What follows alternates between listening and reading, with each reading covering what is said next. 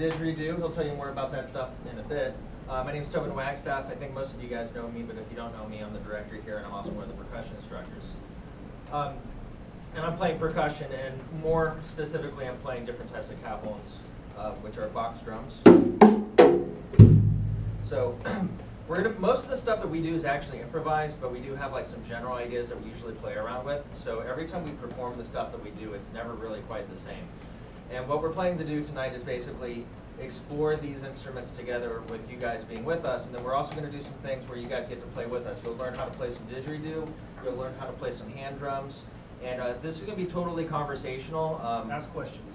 You can ask questions along the way. We're just going to have fun with this. Couple housekeeping things. If you need to go to the restroom, it's in the room right behind us, in the corner over there.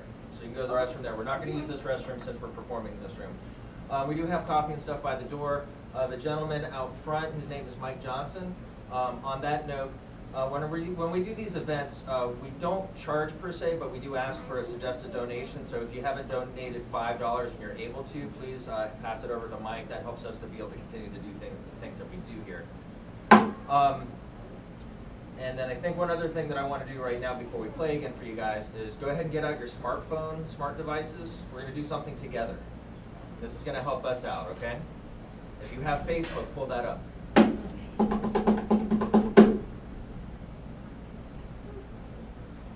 So when you go to Facebook, go to wherever you can post a status and look for check-in. And click on that button. And after you click check-in, if your location services are on, you should see Studio Percussion Music and Dance Center. Click on that one. And then after you see that, click on the event that says, what does it say? Didgeridoo Experience or something like that? I can't remember what we called it. Yeah, drums and drones. Drums and drones. Click on that thing. And then you can type whatever you want there. Basically, you're checking in, and that just lets other people know that you went to this event. And we're going to do this every single event to encourage people to tell other people about the cool things that we do here. That's one of the big things that you can do to help us promote ourselves so that other people find out what's going on here. It's essentially word of mouth. These days, it's really difficult to get events out there in the community that so that people are aware of it, so you're helping us do that. So once you've checked in and all that, you know, we're done with our phones, so unless you want to take some pictures. We would encourage you to take pictures and then post them on Facebook and tag us in it. That would be really cool. I guess we'll go ahead and play something else right now, and then we'll do some more chatting. Sure. Let's do one of your songs. Okay.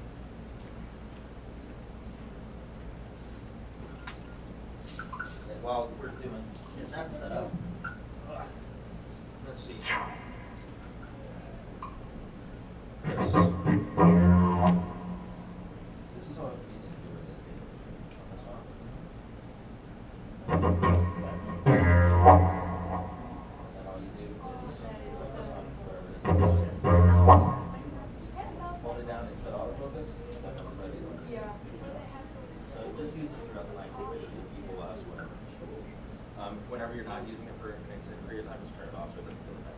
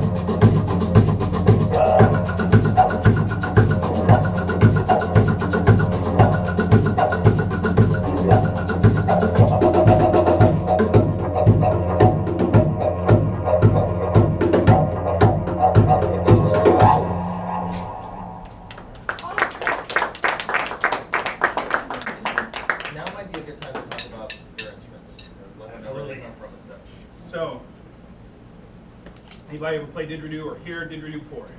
I've heard the word. Yeah. Heard the word? You know, I do shows. Most of what I do is shows in schools, elementary schools. And it's just a funny word I like my audience to say with me. Everybody say didgeridoo. Didgeridoo. Say didgeridoo 5 times real fast. Go. Didgeridoo. All right, good. At least you can do it. Didgeridoo is a funny word, actually, but it's a serious instrument. It comes from Australia, and it's been played for many thousands of years by the original or first people of Australia, known as Aboriginal people. I did have an opportunity to learn a little bit from some Aboriginal people about 15 years ago. And one of the things I learned is that it's very ceremonial. And it's been used for many thousands of years as a storytelling instrument. Okay? So although we're sitting here playing these instruments, they all have a unique story to them. Okay? And we're taking these unique instruments and creating a new story with them. But I always like to lay that foundation. Whenever you see didgeridoo, whenever you hear didgeridoo, I always think of the people of Australia, because that's where it comes from. Okay? And so didgeridoo is an onomatopoeia. Who knows what an onomatopoeia is? Besides a funny word to say. Yeah, it's a word that describes the way something sounds, like boom or vroom. Okay? So didgeridoo basically is the word that described the way this instrument sounded, okay, to the first European settlers that visited Australia approximately 200 years ago. Okay? So we have to imagine, you know, coming into a new country. You know, Australia's an island, so I just use this visualization that we're on a ship, and we're getting to this island, and we see people sitting around this island, and they're playing these instruments. And, you know, we're a little shy, as we all are when we first meet somebody, so we don't really have, like, a lot to say necessarily. You know, we want to maybe talk, but we just don't know how to talk yet, you know? So we listen to what they say. And so we hear this instrument, right? And so we hear something coming out of it, like, now,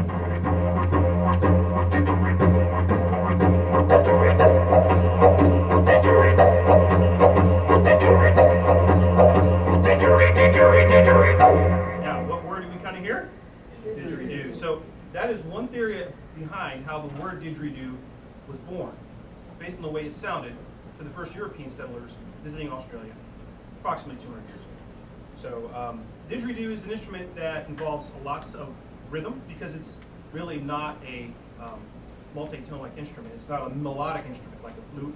Okay, so all of the sounds that I make, all the sounds that you hear, are sounds that I'm producing using various parts of my body, between my mouth, my tongue, my lips, my cheeks, throat, lungs, diaphragm, or as I call it, the digiphragm. Okay, this area right here that we use to breathe from. Okay, so in the beginning, and we'll get into this and how to play didgeridoo. There's a few steps that I get my audience to do first when we play. Number one is to become aware of your body and the way we sit. Because, you know, you're going to learn to breathe rhythmically, maybe in a way you're not used to. And it's a conscious breathing. It's almost a thoughtful breathing. So I want you to become aware of the way you sit. And just do me a favor, kind of straighten your backs. If you're slouching a little, just, you don't have to have the straightest back. Just an awareness is what I want to do. number one. Number two, we breathe in through our nose and out of our mouth when we play didgeridoo, right? You ever seen anybody play didgeridoo through your nose? No. Hope not. That would be nice. Wouldn't want to play that. Okay. So we're going to breathe in through our nose and out of our mouth. Number three, on the out breath, what we learn to do is we buzz our lips a certain way. But I'll go ahead and tell you there are ways not to buzz your lip on didgeridoo, at least not in the beginning. You don't want to buzz too tight. We don't want to buzz too loose. Okay, not a hoarse sound yet. More of a middle sound, like. And if you're laughing, you're doing it right. So, let's just try this.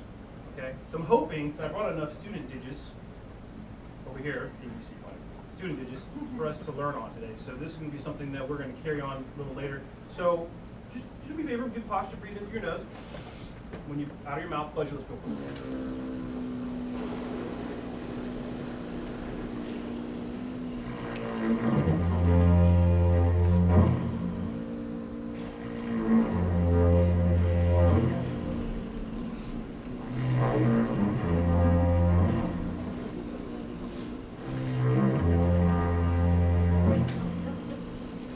Okay, so essentially, I'm buzzing my lips a certain way. I did mention earlier that we don't play with tight lip. We can play with tight lip later, but it's really an overtone or a tooth sound, like that kind of sound. We can throw that into a rhythm at some point, but that comes later. So that's just the beginning of learning how to play didgeridoo. We'll get back to that in a little bit. So, Tobin. I think let's play another song, and then maybe after that we can do some jamming with these guys. Okay. All right. Well, for this one, we just want you guys to move somebody in preparation for actually playing an instrument. So we don't need you guys to break dance, but if you feel like it, feel free to. I'm sure you're all great break dancers if you really try. But we're just looking for some movement. Your toes, maybe your shoulders, just kind of loosen it up a little bit, while you're listening.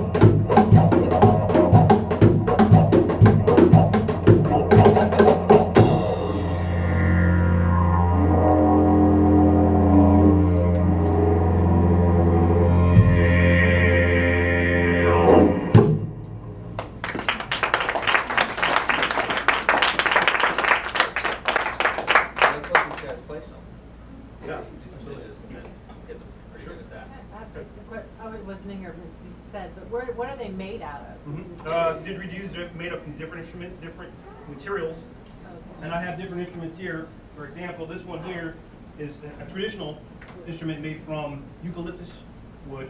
Eucalyptus trees are the main tree of Australia, so there's more types of eucalyptus trees down under than any other type of tree. So this is an example of a eucalyptus didgeridoo. And then there are other ones like this one's homemade, Florida-made cypress. You might recognize that. You're in the swamps. So there's a little cypressine and fiberglass. A couple examples. This is also fiberglass. There's leather. A friend out in Salt Lake City, Utah, who makes these. So those can. What about The tiny one. Okay, good question. So basically, you know, I have kids, and you know, I don't have a lot of money. How about that, parents? You have a lot of money to spend, most of the stuff. So what I like to do is repurpose. I like to find things that look like didgeridoos and maybe try to play them. And as you become a didgeridoo player, it's going to be a thing that's going to become natural. You're just going to see things because you're going to find out that, well, didgeridoos are tubes, essentially. Okay, tubular. And so this is a whirly tube. When they're picked up in the store, the purpose really is to be spun around, make a sound. Right? You guys have seen one of these before, right? Played one? So you can get these for like $1. All right. So here's an idea. We can take this tube and we can play it like it. So here we go.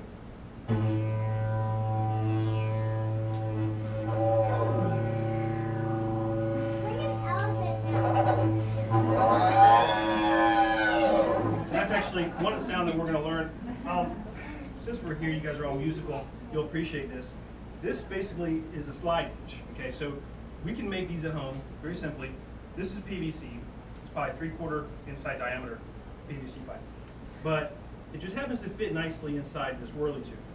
So I got lucky with that. But here's what it can sound like. Check this out.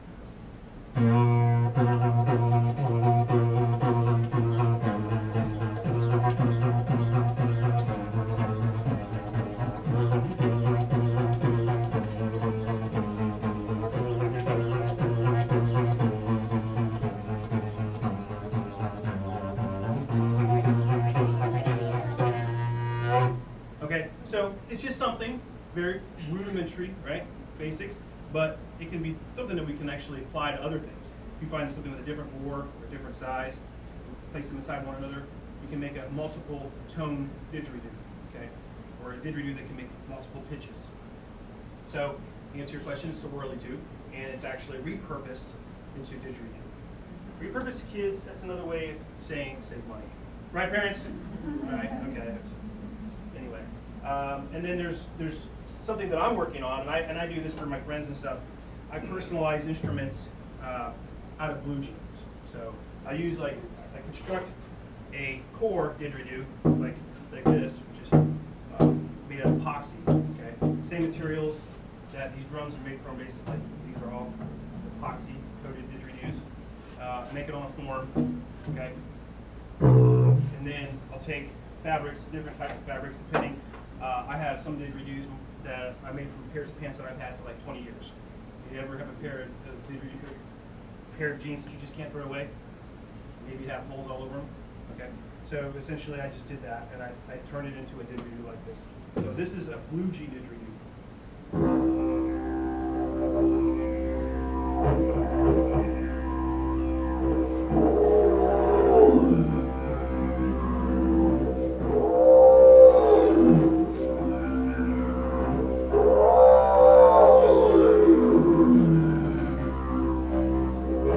So I'm experimenting right now with like different genres. So like if you have a metal band or something and you want like a bunch of metal rings or something attached to it, I can do that. Or if you're like in a reggae band or something, you want some different colors or different types of gems or different types of jewelry. I can put it right on the instrument.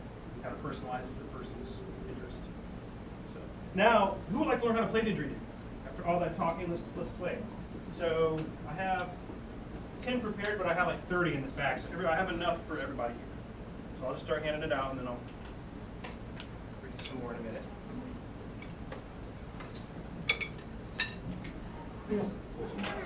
Yeah, they need to be wet down to the next one.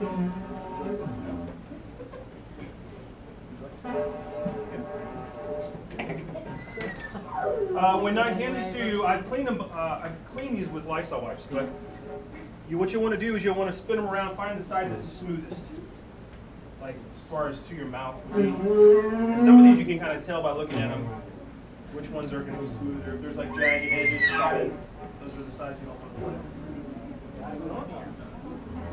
Who else would like to didgeridoo to play? Okay, 1, 2. Make everybody do it? Everybody has to play didgeridoo. We don't do party.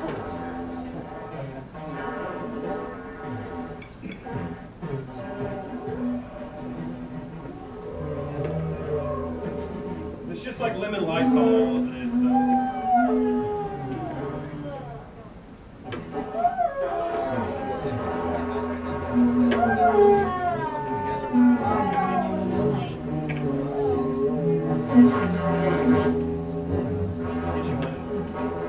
How many more do we need? 1, 2, 3, 4.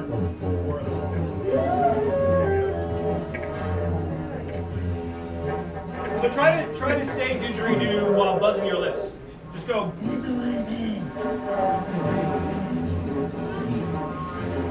So this is a little one of these right now. I'm going to get you to try to do something with your body that does seem to try to defy physics or science or whatever your brain thinks. It just kind of defies that. So.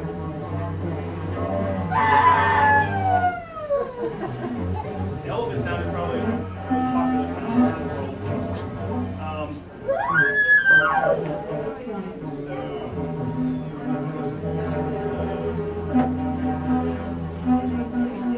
Take pictures of us and also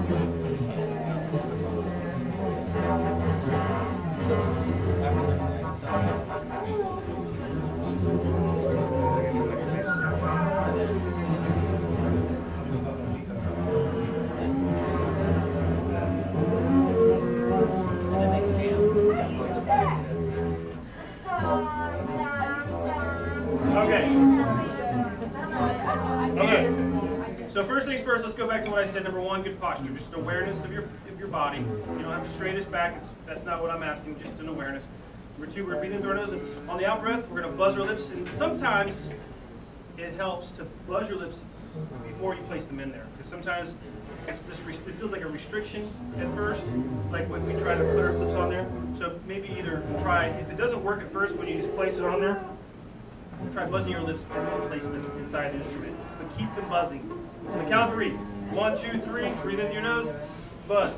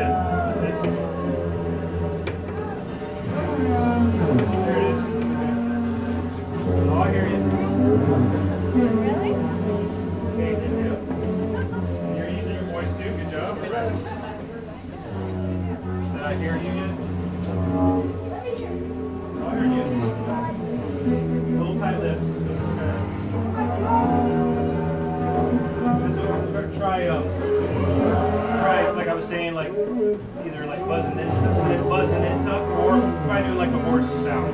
If you can loosen up, because right now you're not real tight, so if you can loosen up, it's almost like tricking your brain.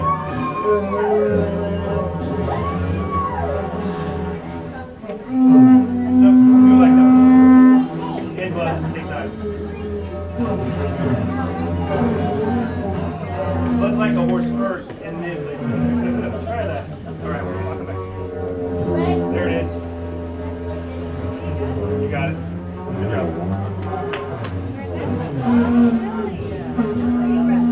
Okay, it's a little tight. So what I was explaining to her is sometimes if you do like this reverse psychology, where right now your lips are real tight, so you can just try to do the horsey sound. Not think about it, just let it try to do it, and it'll happen naturally. Come back to keep practicing. Real tight. There it is. There it is. There it is. Got it at the end there.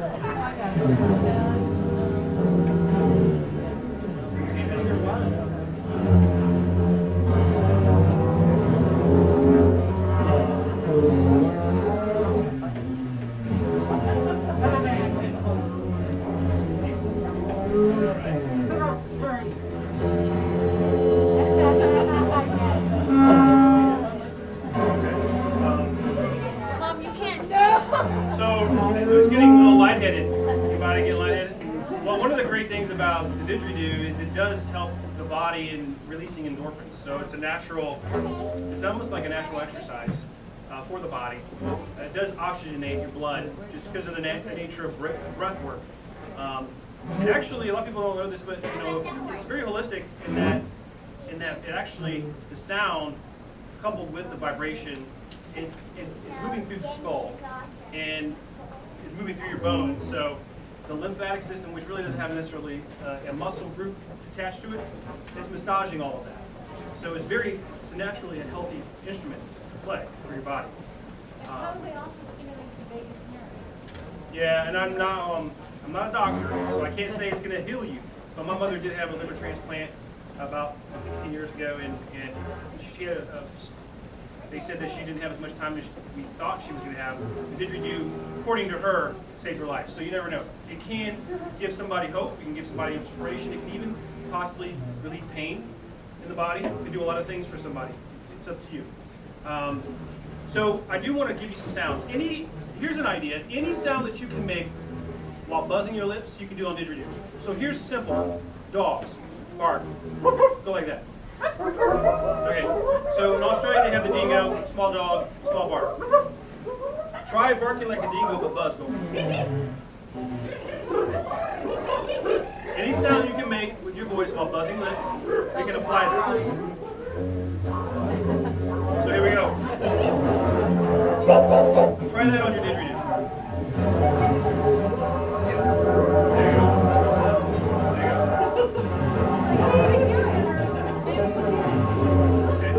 One more sound. I want to give you the sound of the elephant. We're dying to hear that. I want to hear you do that in a second. This is actually a great one to put a picture on. Here's what we're going to do on the count of 3. We're going to breathe in through our nose. We're going to buzz our lips. We're going to make a siren. First, let me hear your siren go. So here's buzz your lips and go.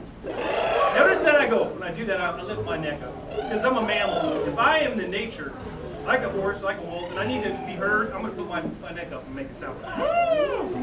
Okay, so for this, what I want you to do is make this didgeridoo an extension of your nose. Well, let's say we're an elephant, so it's really like our mouth, nose.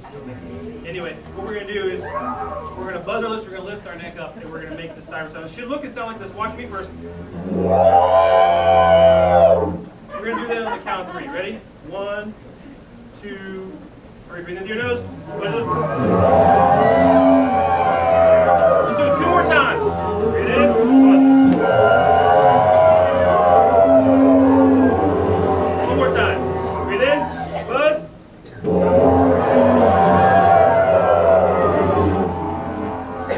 Okay. So we're going to try to do something here very, very unique. We're going to go in. I'm going to push you guys a little bit into what would be considered intermediate. Okay, so there's various levels of playing didgeridoo. There's this beginner class basically, and it's kind of really a shortened version of a beginner gear class. And then there's like intermediate levels, and then there's expert. I'm not really an expert, but I can tell you intermediate levels, I teach basic rhythms, like how to make basic rhythms with your diaphragm. And so I'm gonna put this, consider this a seed. I don't expect it to be turning into a tree right now that you pluck fruit from. I just want it to kind of sit in you for a second. So I want you to do something for me. Don't think about it so much. Just go ha ha he ha ha. Okay, now take one of your hands, put it in your diaphragm, and when we do this, the hus and the he's, they should be coming from right here. Okay, so ha ha he ha ha. So here, yeah, ha ha he ha ha. Okay, ha ha he ha ha. All right, ha ha he ha ha. Okay, so now what we're gonna do is we're gonna do that ha ha he ha ha. We're gonna do it while buzzing. Okay, so it's gonna be try without playing first. Just go.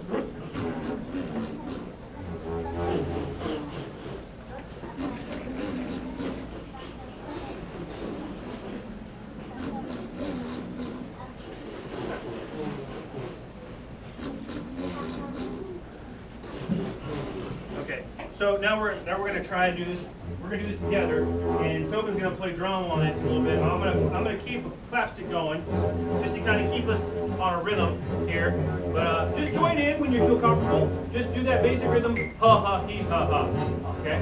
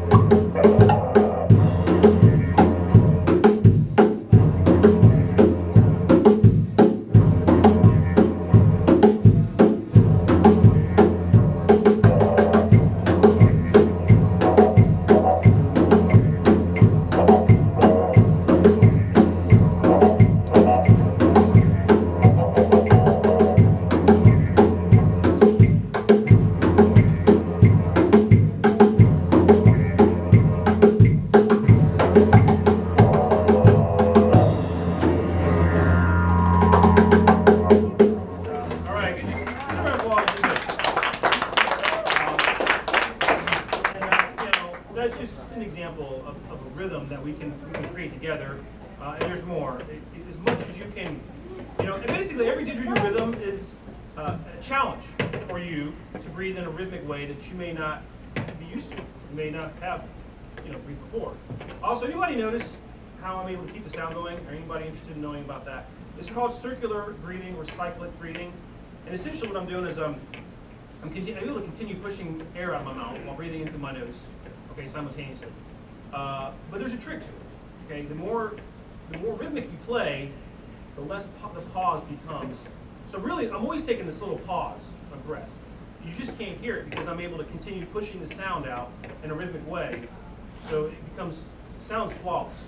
But don't let it fool you. I'm actually breathing into my nose, taking these little breaths, these little pauses as I'm playing these rhythms. Okay. So basically, the first step of circular breathing is just push air without breathing into your nose. Well, breathe into your nose, deep breath. Close off the top part of your nose, right? And push the air out.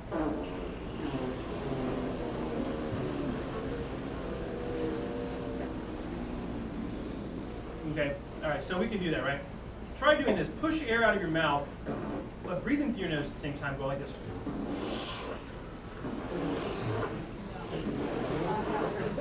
So essentially, I'm talking about like 1.5, 2 seconds long here. I'm pushing air. I'm going to try to make the air go as long as I can. Maybe 2 seconds at the most. And in that 2-second period, I just want to take a quick sniff of air through my nose. Okay? Yeah, this is definitely where we become lightheaded. In one way, actually, to get used to the this idea of becoming lightheaded, oxygenating our brain really quickly, is to try this later on a straw, which is basically miniature didgeridoo, right, and a glass of water. And so the bubbles is going to be basically the sound, right, the sound of didgeridoo. So you're going to be pushing air through that straw while the bubbles are going, and it'll make it easier to take breaths into your nose at the same time. So that's kind of like a little trick, and that's one of the things that I learned. How I learned to play didgeridoo. That was one of the ways I transitioned into circular breathing, was by trying that. Okay, so really it's still.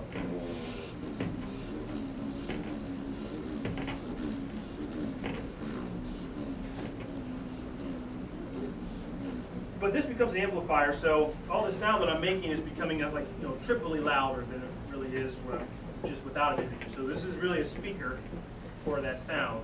So it's going to be louder, so all of my breath and all those pauses become less noticeable. So there's, and I get into this more in like more of a beginner class on didgeridoo. You can do that later. Maybe we should play a song later. We'll let these guys play again. Hey guys, we're gonna play another song for you, but this time I think we'll let you hold on to your didgeridoos, but don't play them right now. If you can maybe just set them on the floor under your chair. So we'll play another song for you guys. You want to do the new one? Okay. All right, so yeah, just have those instruments under your chair. We'll let you play them again in a little bit. We'll play another song for you.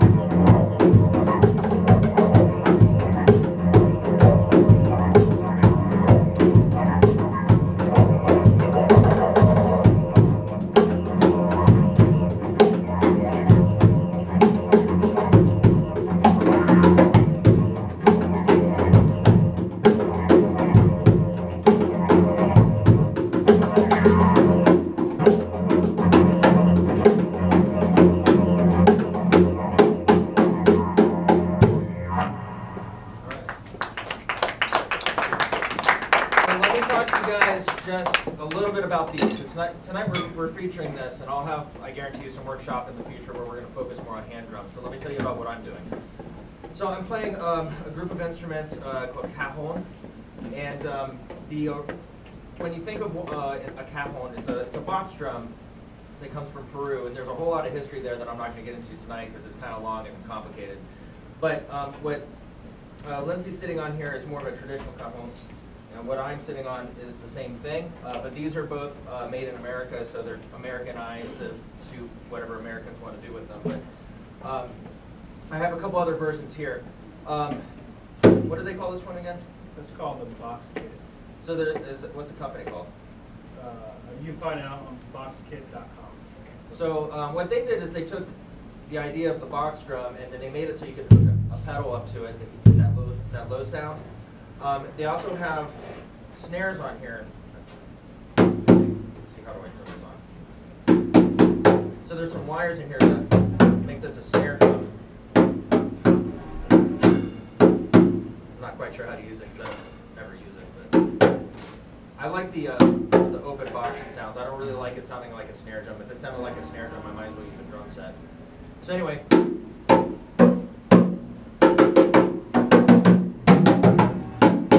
Oh, there it is. It showed up. All right. That's where you get the snare drum sound. So this one has a lot of sounds on it. Play yours a little bit.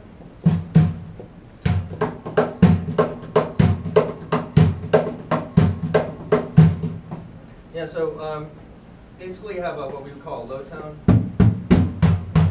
that sound, and then you have open tone. Open tones are higher tones when you hit in that area. And if you hit the other parts of the instrument, you got different sounds as well, but usually you're using these two. Sometimes these instruments will have bells or jingles in them or snare wires, like this one does. Sometimes they don't. Sometimes they're just open and empty. Another one that we have is this one. This one's kind of cool. I guess they're marketing it as a lap cajon. It's a made by a guy named Ray Steele, and his company's called Ancient Tree Drums, I believe is what he calls it.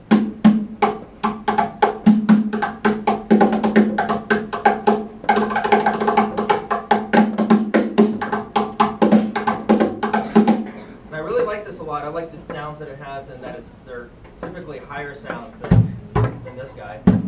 And the thing that I personally don't enjoy very much is the whole bending over part because I'm getting older. Sorry. You don't have to bend over that much. You just go through maybe like up to 1/3 of it. You don't have to bend down that much. Thanks. You have it done. Well, my problem is because I'm older in general. I don't want to bend over. Split too, but he's not gonna do that right. Yeah, I don't want to bend over. So yeah, but like you always see the guys kind of like this, and just for me, I've always had a bad back just from playing drums forever and marching percussion and stuff. So I like this because I can sit up more. Sometimes I will play this while I'm playing this, but I haven't done it yet tonight. I've been focusing more on these two instruments. This is a little bit more applicable to what we've been working on.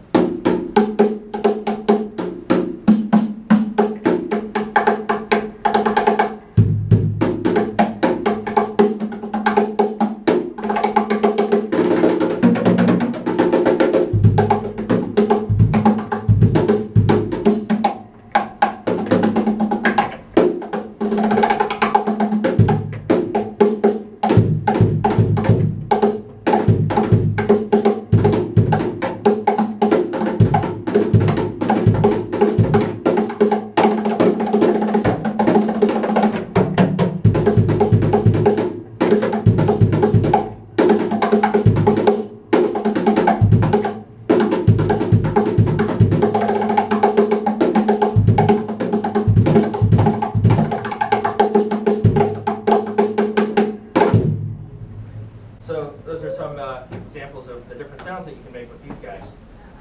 The only other thing that I'm really doing right now actually is I have these egg shakers, and I just put them in my socks. So so sometimes you'll see me move my feet like this. So that's another way to add something else to what we're doing here.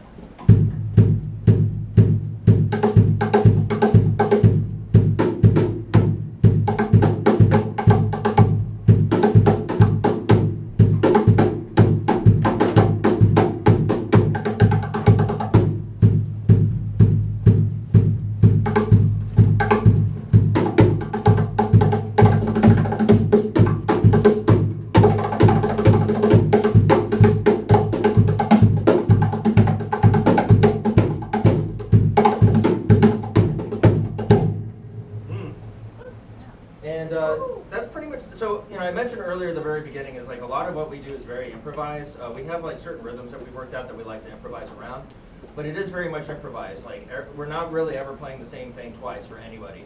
So every time you see us, though stylistically it's going to be the same, but the sounds and the things that we come up change. And I think Lindsay would agree with this. Like every time we play together, we definitely get better, and we're coming up with new and more interesting things. And what we do is so unique anyway. It's inherently cool in my opinion, but as it's developing, we're learning new and cool ways to add things to it. So why don't you tell them a little bit about what we're doing with the pedal here? Oh, because that was super cool. The pedal this is really a vocal performer pedal, but it's made by Boss, and I essentially use it for different things. But this is just an example of something. Let's see here. What can I do for you? It doesn't have to be too complicated, but give them an idea of how we're enhancing the live with the digital stuff that we're able to do now. So you guys do like beatbox?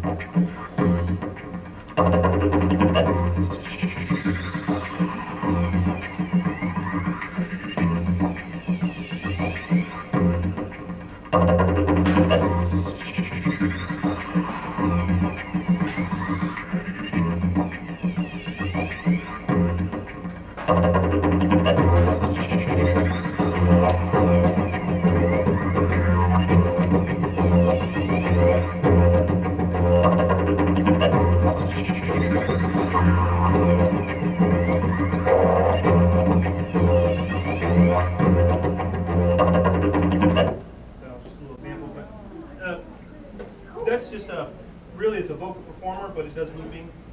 And so essentially taking this instrument and trying to do something with it that's a little bit... Okay, what I said earlier about the didgeridoo being an instrument from Australia, it's an indigenous instrument, and I know I and Tobin both pay respects to the indigenous people of all the instruments that we play in the various ways we can. But we also are contemporary. I'm not an Aboriginal person. I'm not playing it like an Aboriginal person would. So I've taken influences from my culture, which is expected from anyone who plays an instrument, with respect to the original people who play it, and create their own sound. So, I'm not a rapper or anything like that, but being able to beatbox, do something that's interesting, is important with these instruments. Like as I said, it's a one-note instrument, essentially. So that's just something that we do occasionally. If it's not clear from what he was saying to you younger guys, what this pedal is enabling him to do is to essentially record something, like you would just hit record on your phone and record an audio thing. And he lets it play for a certain period of time. And then he presses a button, and then what it does is it takes that recording and it just keeps looping it. And then that allows him to play along with what he had just recorded. And then while he's doing that, he's recording another loop at the same time. And that's why you heard of, I guess, but what did you do? It was a loop pedal, yeah. I guess that is one thing. It's basically a loop pedal, so I'm able to create sounds, duplicate that sound, and create more sound. Yeah, so now we become more than just two people playing these instruments. And so as we continue to grow together, we'll probably be adding some percussion things that are going to be digital like that. But that's just something that will just happen as we continue to develop what we're doing here. Maybe you have a song or you have an idea for something we can do where we can play like essentially one of our songs, and then they can kind of just sort of jam out with it, free play on their own. Well, I mean, I say just play whatever you want to what we're playing, because what we're playing is, I don't expect you to be able to play didgeridoo, or drum like he drums. I don't know how we can go like that. So, you know, so whatever sounds. We were talking about animal sounds. So what you could do is, as we're playing things, try to find a place where you think a good bark would go. Like when I was doing that heat, well, a good time to throw in like a bark would be like right after the last before the next heat, heat, or heat, heat, just a couple of sounds that we've already learned. Just try to listen to the rhythm, because a lot of music is listening. You know, reading music, great. Playing music, great.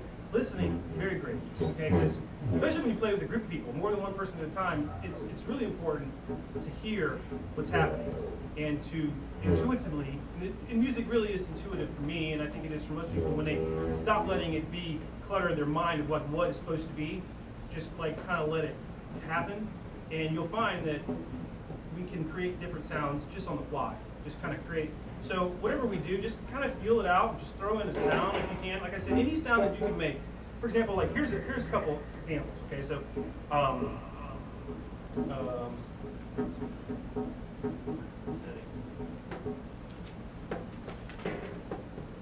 Hi everybody. So yeah, we can have fun with stuff. Okay, so anyway, some basic ones are crickets, or I'm making a trill sound, but buzzing. So.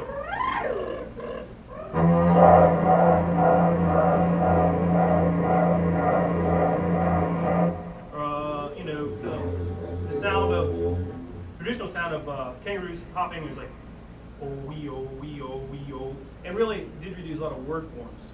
So I'm going oh wee oh.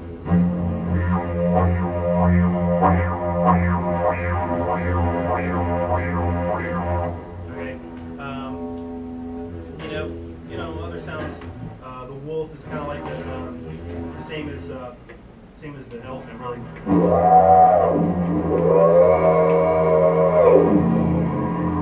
But any sound you can make. See, some of you ladies maybe have your voices can be a little higher, so you can create other sounds that maybe I can't in my range.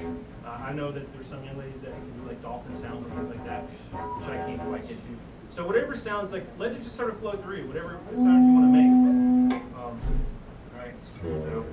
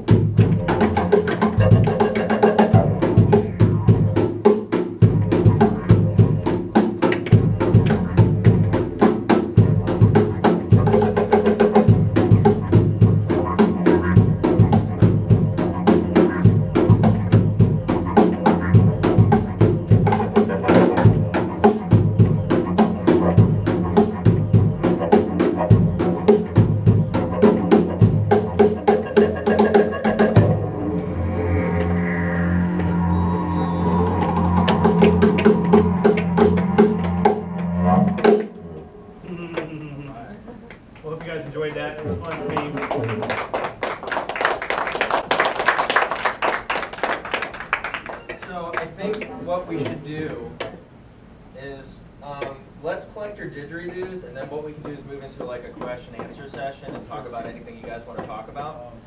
So maybe, I don't know, Lindsay, if this works for you, just have them pass it down. Yeah. Well, we can. Well, Thanks, Bob. yeah.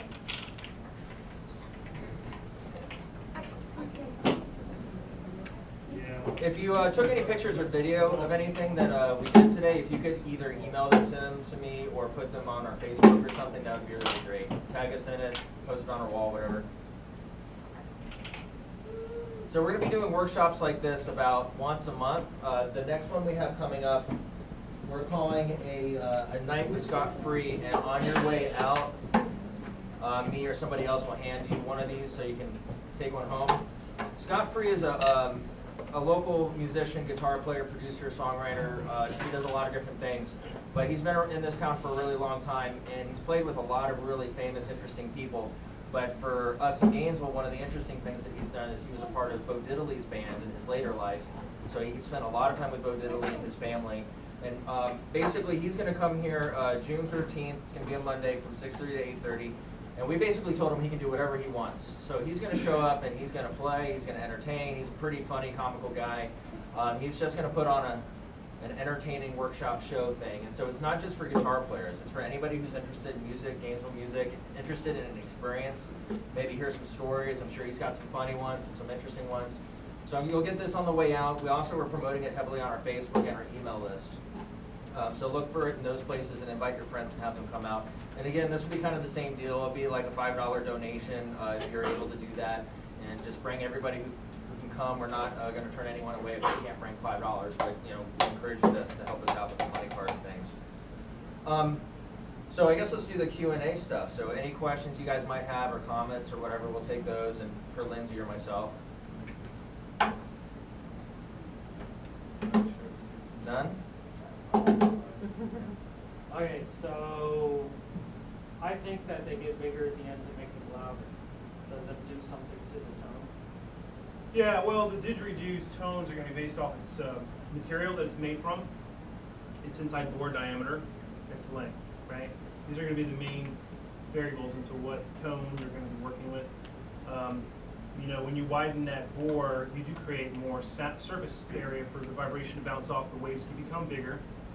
Standing waves. There's some science done behind this many years ago. Someone else did it, and something about a standing wave theory was the perfect place to study that.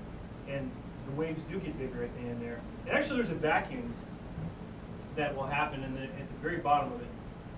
A slight little vacuum, like little litter-sized pieces of paper and stuff will actually can hover and stick in that little area. It's like a little vacuum, but the sound itself, those waves become bigger, so technically the sound will become bigger audibly from that. So it's like an alpine horn or something, if it was just one long 1-inch bore, it would not be, and it was as long as an alpine horn, it just wouldn't sound that great, but that extra surface area for those waves to bounce off does become. Do the wrinkles mean anything? The wrinkles? Well, this was made on a form, fiberglass form. So that was just the way the form was built. And this was actually wrapped this way. So there was like fiberglass cloth was spun around it like that, and that's how that form came about. So no, the wrinkles really have nothing to do with the sound. Yeah. Well, yeah, sure. Interesting. How much does the pedal cost? The Boss pedals, I just picked up a new one to experience. Is that the new one? And no, this one's a vocal performer. This is for like singers, which seemed appropriate because a lot of what we do on didgeridoo is vocals. So it's been great. I've used it for many years. They're about $200, $200, $300. I think $300 is a good price. Well, how about I ask you guys a question? I'm sure that most of you probably haven't seen stuff like this before. This is a pretty unique setup that we're doing. There's not many people who play didgeridoo in the States. Lindsay probably knows almost all of them who do. We're all closet players until later someone pulls us out and play in public. these, or the cajon is an instrument that you're seeing more and more and more, so you're gonna see those a lot. They've really grown in popularity in recent years. I've never seen one of these until he showed me it. So this is the first time I've seen this, like a few months ago when we started using this with his music. This I had never seen before until the guy who made them brought them into my store and was like, hey, I want you to check this out. And I was like, I'm buying one right now. So I bought one right then and there, and I've been experimenting with it. So this is more common. This is not very common at all what he's doing. So there's got to be things here that you haven't seen before, and I'm curious to see what you guys thought was interesting, and then maybe we can have some conversation about anything that comes out of that. So let's think of it this way. Tell us things that you thought was interesting about what we're doing, and maybe we can talk about that. Anybody have, like, what's cool? Like, what did we do that was cool? What did you think was interesting? Yeah. So when you did the journey, it did sound Australian, but when I thought of it at first, I was thinking of an alien movie. Electronic, like Yeah, electronica. Alien. And I thought it was really cool. You were just the. You were keeping track of it. The drummer. Percussionist. Basically, drum. Didgeridoo is considered original. Some people call it the original techno because it has a very natural synthetic sound to it, almost like kind of techno. Kind of sounds like a lot of electronica. dubstep stuff. Yeah, yeah, and you know, I'm actually working on a dubstep album that and Didgeridoo works well with it because of it. Yeah, and we're in the new generations and stuff like that. We all like that kind of music. I think it appeals to the newer generation. But I'm trying to make this instrument appeal to everybody through these different platforms like the dubstep. But it does work well with any kind of electronica style of music. So when you play the sounds on that one, if you played them on all the different ones in the back, would it sound different? Like the same exact sound you play on this? Yeah, Does it make yeah. them No, all these sound all they are different? different pitches. They all I'll different give you an pitches. example. Okay. I can show you what they sound like.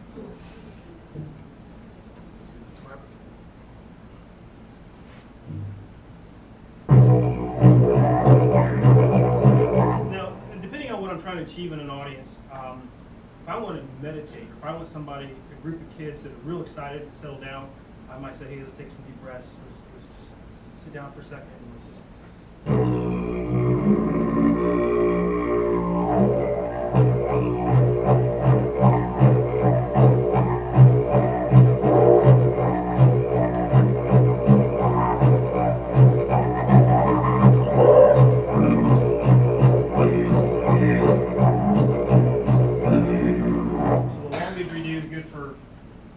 Relaxation, you know, I think there's a natural response in nature to the lower sounds versus the higher pitch sounds. Speaking of, this is like a higher pitch instrument.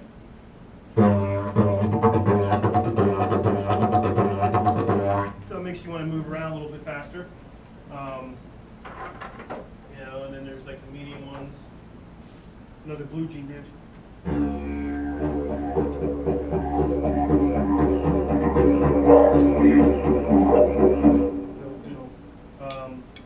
Oh, and then of course, this is what a real eucalyptus didgeridoo could sound like.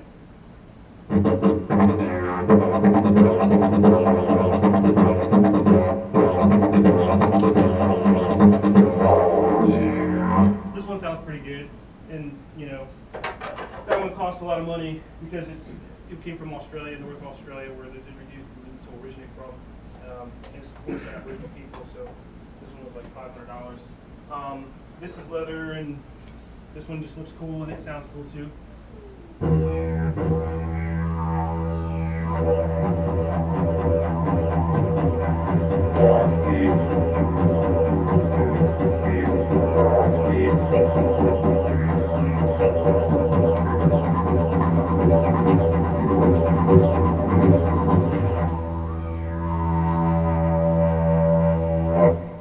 So there's this one, and then this was a fiberglass didgeridoo.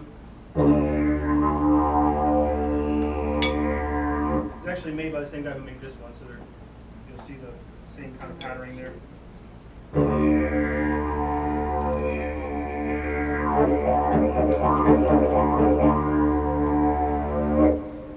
basically, you know, they're just different pitches. Usually between like B and C, D, E, F, and G. So, I'm not sure how to really put this question, but the original didgeridoo sound, is that still preserved? It's like something from before the contact of European civilization and all that? Yeah. There's been some fellows that have gone out there and have taken the recorded it. It's basically a language. All of the traditional players, when they're doing their storytelling, they're actually saying words and things through their instruments. So, and they're training the people to listen and hear their stories through their language, through the instrument itself. It really is very much a storytelling instrument at its core. So, a real traditional didgeridoo player will be playing rhythms that are not based on like Western style of music. When we think of music, they're regular like the 4/4. It's not going to necessarily sound like it's even music because there's going to be lots of pauses and stops that are just seem random, and they may just be describing the land. They have what's called song lines, so everything has a vibration or sound signature to it, and they're able to take that signature and put it into a word form that they can produce through the instrument. And so when you hear it, you know what they're talking about. And they say this story's about this, so you'll have a background, and then you can. And they say they've done past it for thousands of years, so a good listener will know exactly what the story is being told just based on the sounds itself. Have you guys ever seen, like in movies or TV shows or even live, like people doing poetry, like speaking poetry, but maybe there's music involved? And it's not like a song that you hear on the radio. It's like they're saying stuff, and then there might be instrument stuff going on in between. That's sort of similar to what he's talking about. A lot of the sounds and stuff that they produce are tied to different stories, and this is how they carry on their world tradition. That's right? Yeah. And then the other thing that I actually learned kind of recently, I can't remember the name of it, maybe you do, but there's actually an institution, kind of like a university in Australia, where and it wasn't founded all that long ago. I want to say somewhere in the last 20 years or something, they founded this institution where now they're trying to intentionally preserve the culture of the original Aboriginal people and also their music. So they're trying to record these stories and get people to learn how to do them and teach people how to play these things and how to play them the way they originally were played. But that's kind of interesting that that's only been developed in like the last 20 years or something like that. And then actually the other thing about this instrument is in recorded history, as far as we can tell going back, this is the oldest known instrument that they've been able to find. So we're talking about potentially thousands of years of music making with this style instrument. That's all I'm going to say about that. But yeah. How did you guys keep track? Like, you could keep track of them and you all came back to the same. For me, the way that I would describe that is it's not much different than playing in like a drum circle. For me, I'm hearing, he's doing these drone-like sounds that last for a really long time, but in the middle of that, you're hearing him do things with the way he's breathing and maybe his tongue or the way he's using his breath that are creating rhythms.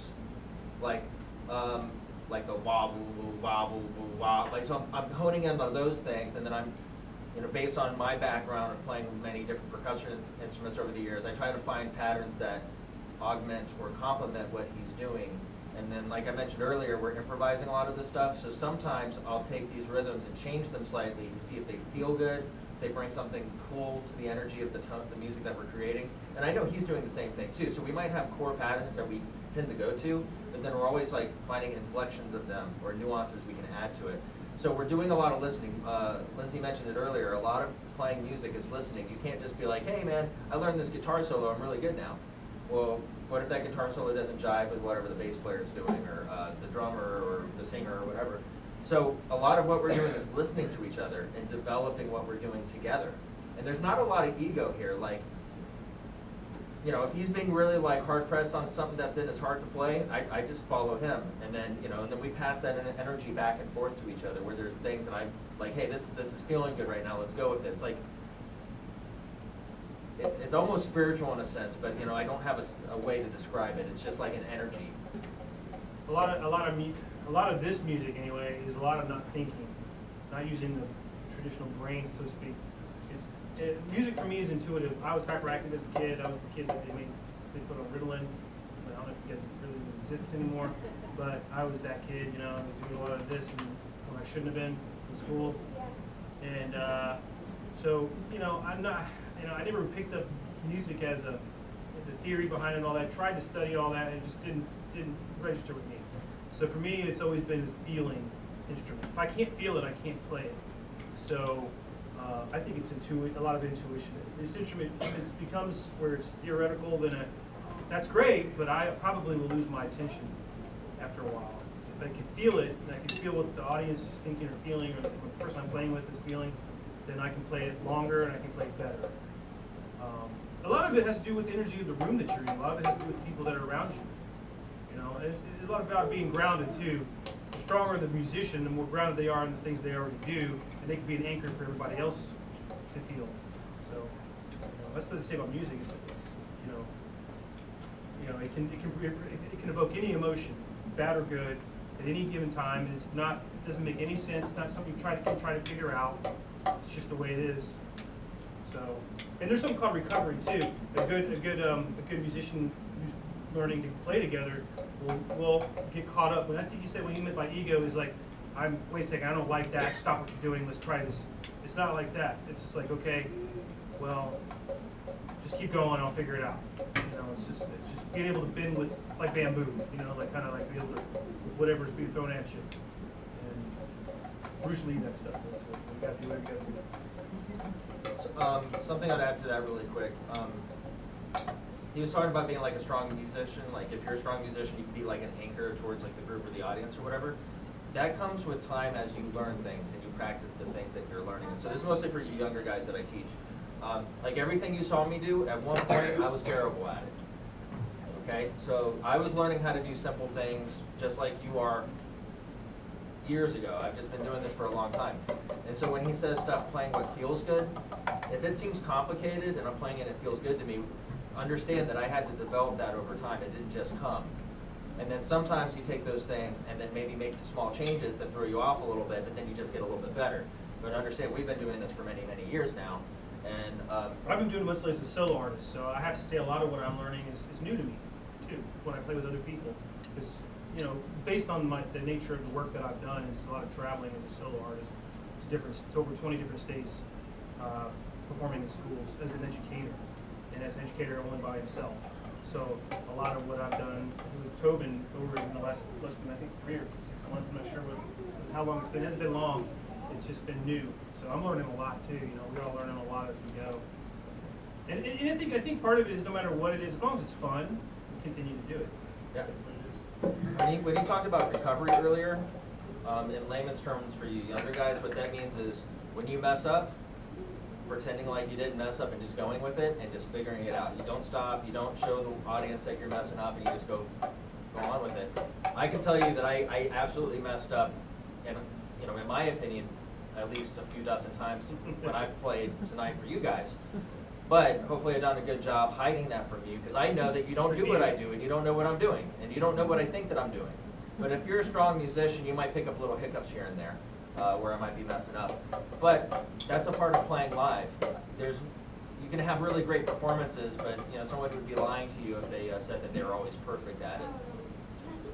There's no mistakes in art. True. You just if you find it, I had a mandala teacher who taught me that one time, and the way he explained it is like if you do something, you screw it up there, instead of ditching the whole thing, just repeat that throughout the piece. And then especially with the mandala, so if you put a triangle over here when it should have been a circle, we'll put a triangle over here, over here, and over here, balance the whole thing out, so that when the viewer sees it, they don't see the mistake you made. And something that we talked about just before tonight was we weren't really sure how many people to expect, and we weren't really sure like demographically what to expect, like age-wise or whatever. So we basically said to each other, you know, we're just not going to plan anything out. Like we'll just like see what the room feels like and just do what we do and talk about the things that come up. So that's another example of art. Like for us, this is art, and we're okay with how this would have gone, regardless of whether it was a small group or a large group or a bunch of young people or a bunch of older people. It didn't matter to us. We were just going to have fun with it either way. And I think it was a success. So I really appreciate you guys being here and participating with us. We're going to try to wrap up here. We could talk a little bit more, or if you guys would rather us play something, we can do that. So let's do this. I got a question. Oh yeah, go ahead. Anybody interested in if I do the didgeridoo class, is anybody interested in maybe going into like more of a rhythmic type of class where it's more one-on-one and like how to play didgeridoo, like more of an intermediate stuff with the rhythms and stuff. If you are interested in it, think about it and let Tobin know. I don't currently have a class here, so it might be something I can do if I had enough people interested in it. So. I would like to add something or comment about what you said. Two main things: meditation. You mentioned about meditation, and also health and the lymphatic tissue, oxygenation. Yeah. With this, I can notice myself, and I think health-wise, it would be a very good instrument to play. I mean, all the instruments is music in general, but these Okay. are something. So Tobin, maybe what we can do is something of let's figure the wording out. We're not doctors, so we can't say it's a healing class.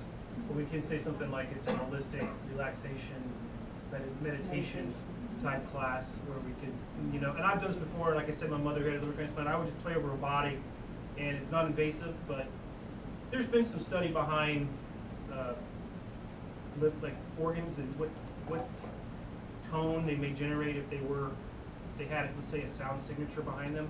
And because my mother had liver transplant, I studied it. I learned that it was C, according to one doctor who studied sound, that C was the sound of the liver if it were a pitch. So I would take a didgeridoo, the pitch to C, and I'd play over her body, And of course she's my mother, but she would say, "Oh, it feels so good. It helps me so much." The frequencies resonate with certain frequencies in your body. There's people who do healing with gongs. They have like big gongs in the room, and people come in that need healings, and it's very relaxing and you feel great. It's very rejuvenating.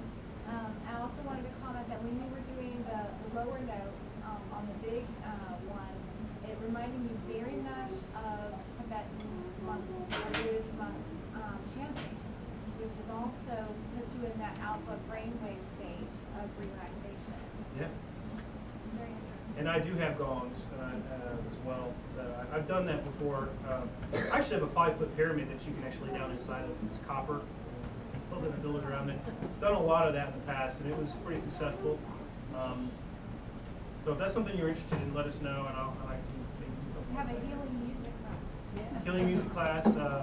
I actually took one with Jonathan Goldman many years ago out in Colorado. We know who he is, but he did a lot of sound healing workshops, and they were pretty successful. They still are. And it really is an amazing thing. I know that it is. It's hard to explain. You either know it or you learn it later. You just figure it out. Well, what you'll definitely see from us, and I don't know how soon it'll happen, but we'll put something together somewhere between like the meditation healing stuff and also like a class for maybe people that aren't into that kind of stuff or whatever. We'll come up with some stuff that either combines that on some level or maybe do 2 separate things and put it out there and just see who's interested in it. But if you think you might be interested in any of that, please like our Facebook page. It's not because we want likes, it's because that's how you're going to find out this stuff. Something else you can do is if you're not on an email list, send me an email or just get with me, give me your email list or your email address and we'll add it. We have a page for our project called Drums and Drones. Find that on Facebook and like that, you'll find out where we're performing, the workshops and different things that we're doing. Every time we do this stuff, it is always different. It's never the same because of the way we improvise. And if we're doing talks and stuff, you just never know what comes out of that. All right, it's getting kind of late. I think we should wrap up. If there's anything you're absolutely dying to know, I mean, we'll be around after we're done, and then you can talk to us about it. I would encourage you to, let's just do it this way. Chris, can I give these to you? Sure. On your way out, Chris, just give these to the older guys, or actually, older guys, you guys grab one of these from Chris on your way out. Younger guys, if you're by yourself, like grab one for your parents and consider coming next month to the one that's scot-free. So we'll just end with a song, and then we're done. We'll wrap up. If you're a volunteer with us, pretty much just go around, clean up anything you see needs to be cleaned up, and then I'll come approach you about other things that we need to do before we get out of here. My goal is not to be here late, okay? And one of them because that's my dad. Yeah. Oh, both of them. The flyer. Yes, yes. One Oh, well, we'll figure that out. Let's do one of your other songs that we haven't done yet.